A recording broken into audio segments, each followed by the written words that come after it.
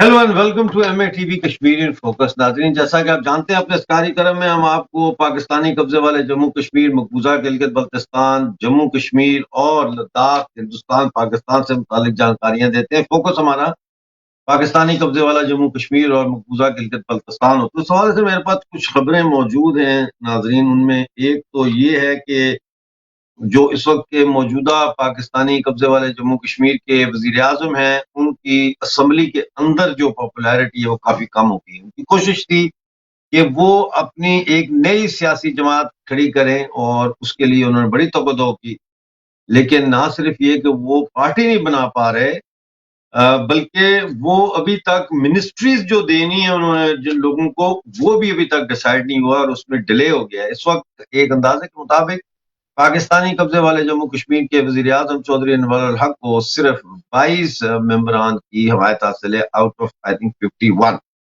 तो एक तो ये है, और दूसरा जो है वो ये है कि चौधरी अनवर अल हक जो है पीओजे के प्राइम मिनिस्टर, उन्होंने ज़कात मुनाफा फंड के ऊपर, यानी ज़कात प्रॉफिट फंड जो था 1985 एक्ट के तहत जो बनाया गया था, वो उसको तमाम मारात उसकी ख़त्म कर दी हैं और उसके साथ साथ मुलाजमीन की तनख्वाहें भी बंद कर दी हैं। ये बड़ा शौक है पाकिस्तान और पीओजेके के जो गवर्नमेंट्स होती हैं, और कुछ इनसे होता नहीं है तो ये मुलाजमीन की तनख्वाहें बंद कर देते हैं, तो ये बंद कर दी हैं।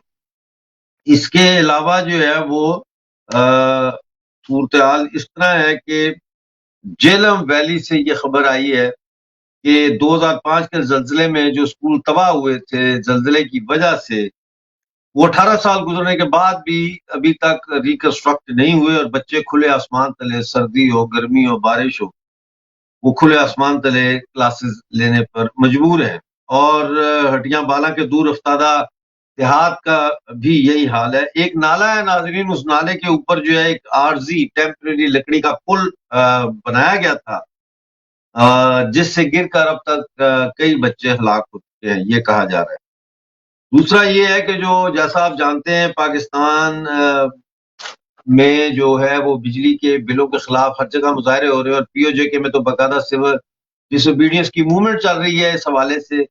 और 28 तारीख को इस दफा फिर बहुत बड़ा पूरे पीओजेके में मुजाहरा, एहतजाज और धरने दिए गए। तो इस हवाले से रावलाकोट से हमें जो खबर आई है वो ये है कि रावलाकोट में 54 यानी 54,000 जो बिजली के कनेक्शन थे, उनमें उनके बिलों में से सिर्फ 4% बिल जमा हुए, यानी 54%, 54,000 जो थे वो कनेक्शंस के सिर्फ 4% बिल जो आए हैं वो जमा हुए। उधर दूसरी तरफ नाजरीन, कश्मीर में खबर आई है कि बल्कि मनोज सिन्हा जो वहाँ के लेफ्टिनेंट गवर्नर हैं, उन्होंने कहा है कि जो जम्मू कश्मीर है यूनियन टेरिटरी, उसकी मिनिस्ट्री ऑफ कॉमर्स और इंडस्ट्रीज को अब तक 86,000 करोड़ के 86,000 करोड़ के जो है वो 86,000 करोड़ के प्रपोजल्स मिले हैं इन्वेस्टमेंट के वहां पे। तो ये कुछ खबरें आपके साथ शेयर करनी थी, लेकिन इसके साथ साथ जाहिर है हम आज बात थोड़ी करेंगे उस पे इजराइल हमास जंग पे भी। लेकिन उससे पहले हमारे साथ जुड़े हुए हैं हमारे मेहमान, आपके जाने पहचाने major general AK Siwach sir. 22 साल तक जम्मू कश्मीर में इन्होंने खिदमात दी हैं, former cheap and territorial army के। नमस्ते जनरल साहब, आपका आज के शो में बहुत स्वागत है। जनरल साहब, जम्मू कश्मीर में क्या होने जा रहा है? सुना है कि वहां पे जो है वो तब्दील कर रहे हैं BG को, और ये भी सुनने में आ रहा है कि जो हाइब्रिड किलिंग हो रही है इसका कोई सुराग नहीं मिल रहा। ये क्या हो रहा है, जरा थोड़ा दर्शकों को बताएंगे हमारे प्लीज। हाँ, देखो ये सच्चाई है मिर्जा साहब। अभी जो मिस्टर दिलबाग सिंह थे वो रिटायर हो रहे हैं और वो आज 31 अक्टूबर उनका लास्ट डे था। और मिस्टर RR स्वैन वो नए DGP हैं। और स्वैन साहब कोई नए नहीं हैं जम्मू कश्मीर के लिए। वो अभी डीआईजी जो यहाँ पर डीआईजी, आईजी, एसपी रह चुके सभी डिस्ट्रिक्ट में ऑलमोस्ट जम्मू और कश्मीर में, और अभी स्पेशल डीजी थे ये सीआईडी के 2020 से, तो बिल्कुल वाकिफ हैं और हर एक चीज को समझते हैं, और बहुत अच्छी चॉइस से है कि मिस्टर दिलबाग के बाद आर स्वैन, और मिस्टर दिलबाग ने भी बहुत अच्छा काम किया, मगर कहीं ना कहीं जैसे टेक ओवर कर रहे हैं कहीं अब यह हाइब्रिड किलिंग जो है, क्योंकि सच्चाई यह है कि वहां पर अब जम्मू और कश्मीर में अमन शांति है, लोग खुश हैं, टूरिज्म बहुत अच्छा हुआ है, रिकॉर्ड टाइम का टूरिज्म हुआ है इस साल, और अभी जिस प्रकार से डिस्ट्रिक्ट डेवलपमेंट काउंसिल इलेक्शन हुए, पंचायत इलेक्शन हुए, और अब हो क्या रहा है, ट्रेनें भी चल पड़ी हैं, और इस बार विंटर जो टूरिज्म है उस पर भी बहुत बढ़ोतरी हुई है। तो इसको मद्देनजर रखते हुए पाकिस्तान जो है वो चाहता है कि कुछ ना कुछ हाइब्रिड वारफेयर करे। तो ये 3-4 दिन में 3 किलिंग हुई है, जिसमें 2 पुलिसमैन, एक जो एसएचओ था पुलिस का, जो कि अपनी सिविल टाइम में क्रिकेट खेल रहा था, उसको मारा गया। एक आज हेड कांस्टेबल को बारामूला में अपने घर से बाहर निकला, उसको मारा गया। और इसी प्रकार से एक जो बेसिकली वर्कर था बिहार से, उसको मारा गया। ये सच्चाई है, ये हाइब्रिड वारफेयर है। अब क्योंकि आतंकवाद का सफाया हो चुका है जम्मू कश्मीर में, करीब करीब 30-40 के करीब आतंकवादी रह गए हैं, उनका कोई अभी ऐसा नहीं है कि वो कुछ कर सके, वो अपने बिलों में छुपे हुए हैं। मगर ये हाइब्रिड किलिंग ये है कि किसी सिविलियन को, ओवरग्राउंड वर्कर को एक पिस्टल दे दी जाती है और एक टारगेट दिया जाता है, वो टारगेट को हिट करके उसके बाद सोसाइटी में मिल जाता है। तो इस टाइप की जो कार्रवाई पाकिस्तान कराने की कोशिश कर रहा है, वो ये दिखा रहा है कि अभी भी टेररिज्म जिंदा है जम्मू और कश्मीर में। मगर सच्चाई ये है कि अब बिल्कुल वो लास्ट स्टेज पे है आज जो टेररिज्म, क्योंकि जहां साउथ कश्मीर के अंदर जिस प्रकार से पहले समय में रेडिकलाइजेशन भी होता था, वो भी बिल्कुल खत्म है। और अभी पत्थरबाजी की घटनाएं तो लास्ट 2-3 साल से आफ्टर आर्टिकल 370 और 35 के बाद बिल्कुल नहीं। तो अमन शांति है, ये हाइब्रिड वारफेयर, क्योंकि अभी नए डीजी टेक ओवर कर रहे हैं, वो एक प्रकार उनको बैकफुट पे डालने की कोशिश होगी ये, मगर ये सक्सेस नहीं होगी।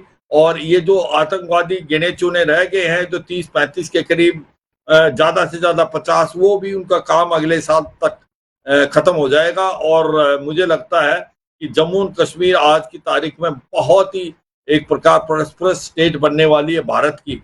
सबसे इंपॉर्टेंट चीज है वहां पर रेलवे पहुंचने से जो ट्रेड बढ़ा है जम्मू कश्मीर में, वो काबिल तारीफ है। और 86,000 करोड़ का इन्वेस्टमेंट आया इस साल। और यही नहीं, जो सऊदी अरेबिया और यूएई ने भी मन बना लिया है वहां पर टूरिज्म इंडस्ट्री में इन्वेस्ट करना। तो ये सच्चाई है। अभी आप देख लो मिर्जा साहब की किस प्रकार से वहां पर डेवलपमेंट हो रही है। और अब जो कनेक्शन हो जाएगा जम्मू एंड कश्मीर का, स्पेशली श्रीनगर का कनेक्शन जो अब हो जाएगा लेह लद्दाख से, 24 घंटे जो टनल बन रही है वो भी अगले साल तक तैयार हो जाएगी। उससे बिल्कुल बहुत ज्यादा बदलाव आएगा कि जम्मू कश्मीर में ही नहीं, टूरिज्म रिकॉर्ड टाइम अभी लेह लद्दाख में भी होने वाला है, नुब्रा वैली में भी। और वहां से 2 कनेक्टिविटी हो जाएंगी, एक तो 24 घंटे के लिए ये जो आपकी श्रीनगर से लेह के लिए हो जाएगी, और उसके बाद आपकी कुल्लू मनाली से भी जो दारचा की तरफ से जाके नीमू दारचा से नीमू जाता है, उस रास्ते में भी अब सिंकाला टनल बन रही है, उससे भी 24 घंटे की आपकी और 24/7 12 मंथ इन ईयर कनेक्टिविटी होगी। तो सच्चाई यह है कि रिकॉर्ड टाइम का टूरिज्म जो हो रहा है उससे भी डबल हो जाएगा आने वाले 1-2 साल में, चाहे वो जम्मू कश्मीर में है, चाहे वो लद्दाख में है। अमन शांति, डेवलपमेंट, प्रॉस्पेरिटी का अब एक प्रकार से मुजाहरा हो रहा है जम्मू कश्मीर में। ये कहीं ना कहीं पाकिस्तान को ठीक नहीं लग रहा। पाकिस्तान की खुद की हालात बहुत खराब है। पाकिस्तान टूटने के कगार में, पीओजे के गिलगित बाल्टिस्तान में लोग सड़कों पर आ रहे हैं, न पानी, न बिजली, न खाना, न पीना। और आज लोग कह रहे हैं कि हम भारत में मिलना चाहते हैं। तो ऐसे में आईएसआई कुछ करके दिखाना चाहती है कि all is not well in Jammu and Kashmir, जो बिल्कुल झूठ है, गलत है। मिर्जा साहब बिल्कुल आपने सही कहा। और आपने वो आपको मैं दिखाना चाहता हूँ, एक 2 वीडियोज़ हमने इकट्ठी की हैं, वो आपको दिखाना चाहता हूँ पीओजेके की। ये 28 तारीख की वीडियोज़ हैं, जो वहाँ पूरे पीओजेके में मुज़ाहरे हुए। आप देखें, बच्चे से लेके बूढ़े तक जो है वो मुज़ाहरे कर रहे हैं। देखिए ये वीडियो।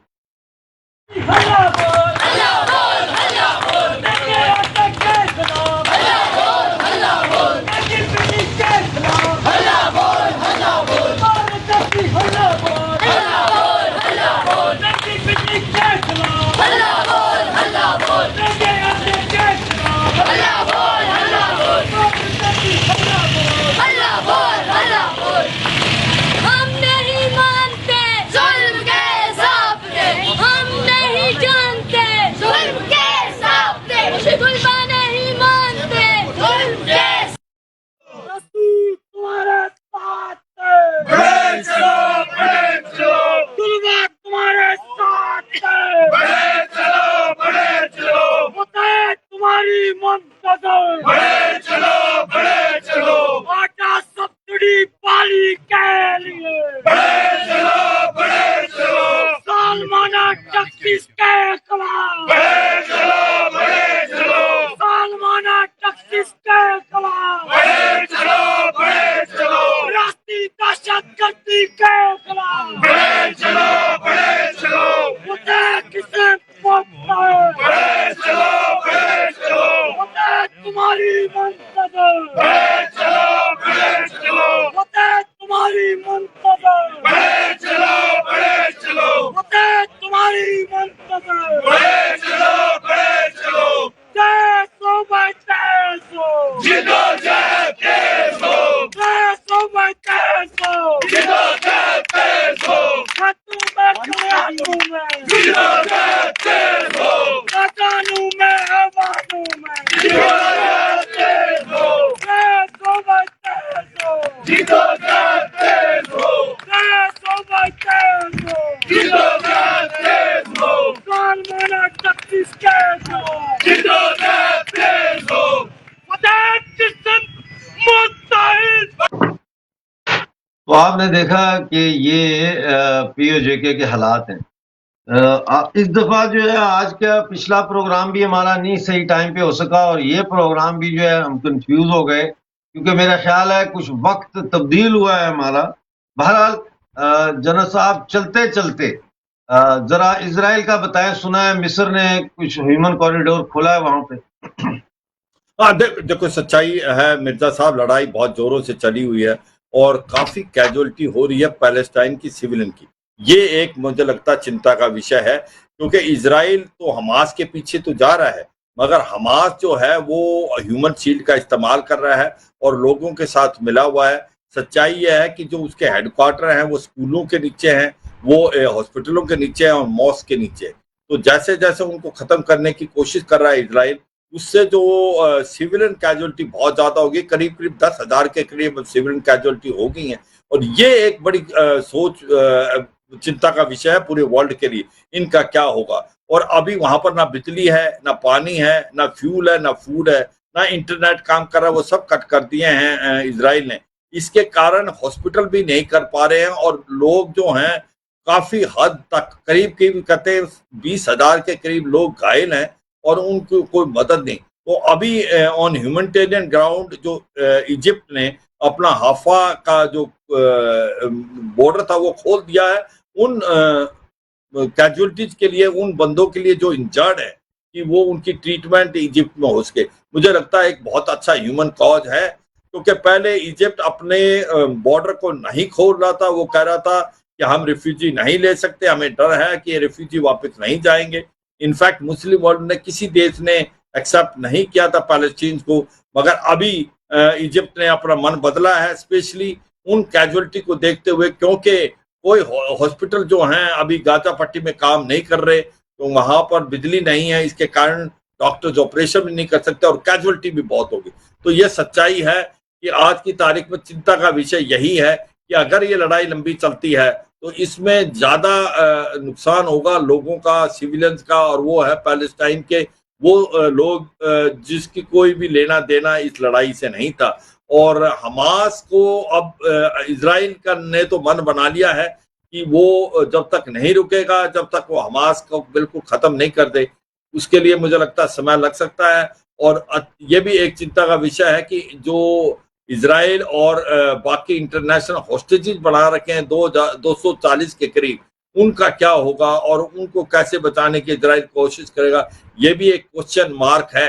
मगर ये सच्चाई है, ये लड़ाई एक बहुत भयानक रूप में पहुंच गई है और ये लड़ाई इतनी जल्दी खत्म नहीं होने वाली। इसमें सबसे ज्यादा ह्यूमन ट्रेजेडी ये है कि सिविलियंस की डेथ हो रही है और वो एक कॉज ऑफ कंसर्न है। अगर ये लड़ाई लंबी चलती है, it is disadvantage to Israel, क्योंकि जो सिंपैथी इजराइल को थी, जो हमास ने हमला किया था 7 अक्टूबर को, एक टेररिस्ट एक्शन था, एक जेनोसाइड था, वो अब धीरे धीरे बदलता जा रहा है। क्योंकि जैसे जैसे पैलेस्टाइन के सिविलियन मरते जा रहे हैं, वो सिंपैथी अब उधर जा रही है। ये भी एक सोच विचार करना पड़ेगा कि ये लड़ाई जितनी जल्दी खत्म हो, ये पीस हो, सीज फायर हो डिक्लेयर, क्योंकि दोनों तरफ से बहुत ज्यादा नुकसान हो रहा है। क्योंकि स्पेशली जो पैलेस्टाइन के सिविलियंस हैं वो मारे जा रहे हैं और वो एक बहुत बड़ा कॉज ऑफ कंसर्न है। मिर्जा साहब। जी जी, आपने बिल्कुल सही कहा, ये कॉज ऑफ कंसर्न है। तो इजराइल को भी तो ये पता है ना कि भाई मैं जहां बम गिरा रहा हूं वहां पे हमास के ठिकाने तो हैं, लेकिन 7 लोग भी मर रहे हैं। तो क्यों इजराइल फिर ये बमबारी कर रहा है? उसकी भी कोई लॉजिक होगी ना जिसके तहत वो कर रहा है। आखिर पूरी दुनिया देख रही है, दुनिया अब ये भूल गई है कि हमास ने इजराइल पे हमला करके 1500 लोग मारे, लोगों के गले काटे, बच्चों के गले काटे, वो भूल गए हैं। अब सारी दुनिया ये कह रही है कि फलस्तीन मर रहा है, फलस्तीन मर रहा है। तो ये इजराइल फिर क्यों कर रहा है? क्या इजराइल को समझ नहीं है इस चीज की? या नेतन्याहू जो है वो अपनी गद्दी बचाने के चक्कर में, क्योंकि उसकी पॉपुलैरिटी बहुत लो हो गई थी, वो इस वॉर को एज एन अपॉर्चुनिटी देख रहा है कि मैं अपने आप को नेशनल हीरो बनाऊं? हाँ देखो, बातें तो सारी हैं। जो आपने बताया कि कहीं ना कहीं जो 7 अक्टूबर को हुआ वो एक बहुत बड़ा फेलियर था इंटेलिजेंस का, मोसाद का, और जो एक इजराइल की जो सिक्योरिटी फोर्सेस का। और कहीं ना कहीं इसमें नेतन्याहू, क्योंकि वो प्राइम मिनिस्टर थे, वो बाकी जगह भी फेल हो चुके थे, उनके ऊपर करप्शन के चार्जेस भी हैं। और उसके बाद वो जुडिशरी का जो एक प्रकार से रजिस्टेंस चला हुआ था, आंदोलन चला हुआ था, वो भी कॉज ऑफ कंसर्न था। मगर सच्चाई ये है कि जो 7 अक्टूबर को हुआ, उसके बाद जिस प्रकार से अब लड़ाई हो रही है इजराइल और हमास के बीच में, इजराइल नेतन्याहू के पास और कोई चॉइस है नहीं। उसको पता है कि अगर ये लड़ाई में इजराइल हमास को खत्म नहीं कर पाया तो वैसे ही उसकी गद्दी जाने वाली है। और वो मुझे लगता है कि उसको ये लगता है कि अगर हमास को हम खत्म कर पाए तो शायद एक मुझे पॉलिटिकल एडवांटेज मिल सकता है। और ऐसे में उन्होंने पूरा मन बना लिया है कि जो हमास है उसको जड़ से मिटा देंगे। जो अभी गाजा पट्टी में प्रॉब्लम ये है कि जो हमास है वो सिविलियंस की वो ह्यूमन शील्ड इस्तेमाल कर रहा है और वो उन इलाकों में अपने हेडक्वार्टर बनाना है जहाँ सिविलियन के इलाके हैं। इजराइल ने बड़ी कोशिश की कि नॉर्थ गाजा से लोग निकाल के साउथ गोजा की तरफ जाएं, मगर वो बात बनी नहीं क्योंकि इतने लोग जा नहीं सकते, 20 से 22 लाख है। तो अब सच्चाई है कि जैसे ही अटैक करता है इजराइल जो हमास की मिलिट्री हेडक्वार्टर, उसके साथ कोलेटरल डैमेज बहुत हो रहा है क्योंकि वहां पर सिविलियन इलाकों में है और वो सिविलियन इलाकों से एक प्रकार से ह्यूमन शील्ड का इस्तेमाल करें। तो ये चिंता का विषय तो है, इसमें कोई शक नहीं कि आज की तारीख में पैलेस्टाइन के सिविलियंस की बहुत कैजुअलिटी हो रही है। दूसरा, इजराइल के लिए चिंता का विषय है कि वो एक टनल डिफेंसेस को कैसे अब टैकल करेगा, किस प्रकार से हमास को खत्म कर पाएगा, कितनी जल्दी खत्म कर पाएगा, क्योंकि ये लड़ाई जितनी लंबी चलेगी उतना बहुत बड़ा नुकसान हो सकता है। स्पेशली सिविलियंस की कैजुअलिटी बहुत ज्यादा हो सकती है और उससे जो सिंपैथी है जो किसी हालात में इजराइल की तरफ आई थी 7 अक्टूबर के ऑपरेशन के बाद, अब मुझे लगता है वो जाती जा रही है।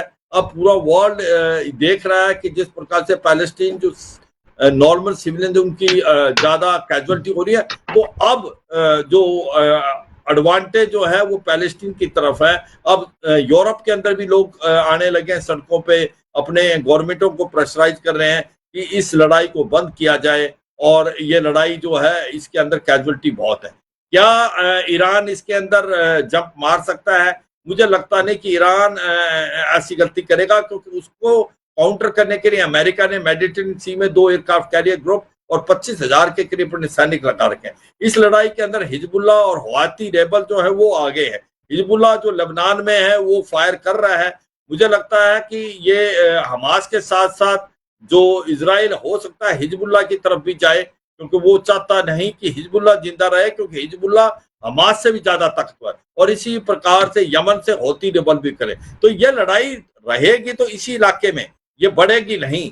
मगर ये लड़ाई इतनी जल्दी खत्म होने के आसार नजर नहीं आ रहे, क्योंकि सच्चाई ये है कि अभी भी बहुत कुछ इतनी जल्दी हमास को खत्म करना बड़ा मुश्किल है गाजा पट्टी में, क्योंकि वो टनल डिफेंसेस उसकी हैं, प्रोग्रेस बहुत धीरे हो रही है और इससे क्या हो रहा है, जो कैजुअलिटी है सिविलियंस की वो बहुत ज्यादा हो रही है और वो बहुत बड़ी चिंता का विषय है। और क्योंकि बिजली, पानी और खाना पीना सब बंद है, जो ह्यूमैनिटेरियन असिस्टेंस आ रही है 30 से 35 ट्रक वो काफी कम है, और जो ट्रक आ रहे हैं उसका सामान हमास खुद ले रहा है, सिविलियंस को नहीं जाने दे रहा। ये भी एक बहुत बड़ी मुश्किल बात है। अगर वहां पर डीजल आता है तो डीजल जो है वो खुद लेना चाहता है, क्योंकि उसको लगता है कि अगर टनल डिफेंस में रहना है तो वहां के जनरेटरों के लिए डीजल वगैरह चाहिए जो उसका खत्म हो गया। तो ओवरऑल ऐसा लगता है कि सिचुएशन काफी नाजुक है और ऐसे में सिविलियन की जो कैजुअलिटी है वो एक बहुत ही चिंता का विषय है पूरे वर्ल्ड में, कि अब ज्यादा से ज्यादा देश से यही आवाज आ रही है कि अब ये लड़ाई बंद होनी चाहिए, सीज फायर डिक्लेयर होना चाहिए, क्योंकि बहुत लोग मर रहे हैं। मगर ये सच्चाई है, ये अच्छी बात है कि अरब ने अब हाफया जो अपना बॉर्डर वो खोल दिया है उन पैलेस्टाइनों को जो कि अभी इंजर्ड है, सो दैट उनकी ट्रीटमेंट अब इजिप्ट में हो पाए। मिर्जा साहब, ठीक है, ये सारी बातें दुरुस्त हैं, लेकिन क्या अफसोस नहीं होता कि लंदन से लेके ग्लासगो तक और न्यूयॉर्क से लेके पेरिस तक पूरी दुनिया में लोग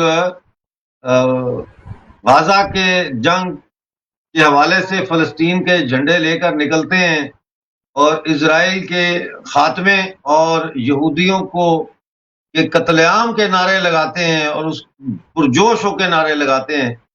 मुझे तो ऐसे लगता है जैसे आज जो है वो आज के 21वीं सदी में नाजीइज्म इंतहाई खौफनाक रूप से एक दफा फिर हमारे सामने आ रहा है।